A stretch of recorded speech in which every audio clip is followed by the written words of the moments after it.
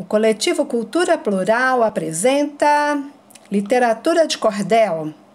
Esse projeto foi aprovado pela Lei Aldir Blanc. Vídeo 1. História do Cordel, por Antônio Campos. A literatura de cordel tem como perspectiva narrar histórias antigas e tradicionais que estão na memória do povo, que foram transmitidas de geração para geração, onde falam de amores, guerras, viagens, aventuras e conquistas. Mas fala também sobre acontecimentos recentes, pois os cordelistas e cantadores populares têm a facilidade de perceber o mundo à sua volta, sempre atualizados com os assuntos que interessam o povo. A presença da literatura de cordel no Nordeste tem raízes lusitanas, veio-nos como romanceiro peninsular, e possivelmente começam esses romances a ser divulgados entre nós já no século XVI, ou mais tardar, no século XVII, trazido pelos colonos em suas bagagens. Os artistas de rua, desde a época medieval, quando faziam suas apresentações, como acontece ainda hoje com os repentistas ou cordelistas no Brasil, utilizavam assuntos históricos ou da atualidade para falar o que acontecia na sociedade. Aqui no Brasil, independente da instrução escolar, nossos repentistas e cordelistas mostram-se atualizados com os assuntos abordados, seja na política, religião, sociedade ou esporte. Os folhetos eram a forma encontrada para se indignar perante as injustiças e os desmandos que ocorriam no sertão nordestino, no período colonial e da República. Falavam da desordem provocada pela queda da monarquia e descreveram em versos todo o caos que contribuiu para agravar a miséria no sertão brasileiro. O cordelista Leandro Gomes de Barros, que nasceu em Pombal em 1865, Paraíba, e morreu em Recife em 1918, foi um crítico ferrenho à República, pois para ele a queda da monarquia agravou as relações sociais entre a população pobre e os poderosos. São inúmeros cordéis em que ele, através de seus versos, cita os desmandos provocados pela República.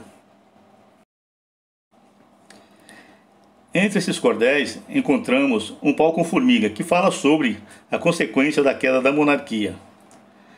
Vamos lá, o cordel. Chamo esse século das luzes, eu chamo o século das brigas, a época das ambições, o planeta das intrigas. Muitos cachorros no osso, um pau com muitas formigas. Então, depois da República, tudo nos causa terror. Cacete não faz estudo, mas tem carta de doutor. A cartucheira é a lei, o rifle governador. O outro cordel seu, onde ele narra a violência praticada pelos poderosos do sertão, usada a força para impor-se sobre os mais fracos, que é a palmatória e o punhal. Nós temos 5 governos, o primeiro federal, o segundo do estado, o terceiro municipal, o quarto a palmatória, o quinto o punhal.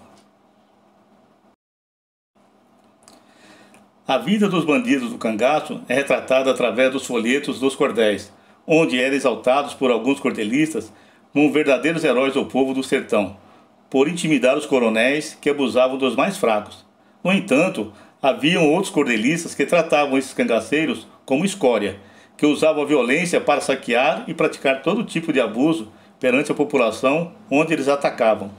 A vida dos foras da lei, no Agreste, quase sempre era retratada e justificada por vingança, devido às injustiças que foram cometidas contra eles e seus familiares.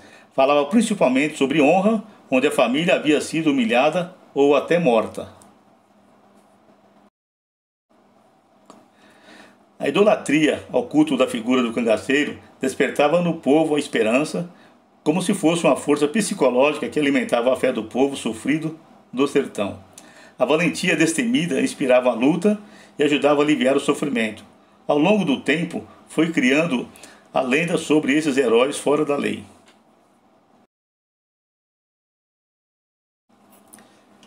Um desses heróis do cangaço foi Antônio Silvino, que era considerado o rei dos cangaceiros. O povo me chama grande, e como de fato eu sou. Nunca governo venceu-me, nunca civil me ganhou. Atrás da minha existência, não foi um só que cansou. Já faz 18 anos que eu não posso descansar. Tenho por profissão o crime. Lucro aquilo que tomar. O governo às vezes dana-se, porém que jeito há de dar? O governo diz que paga ao homem que me der fim.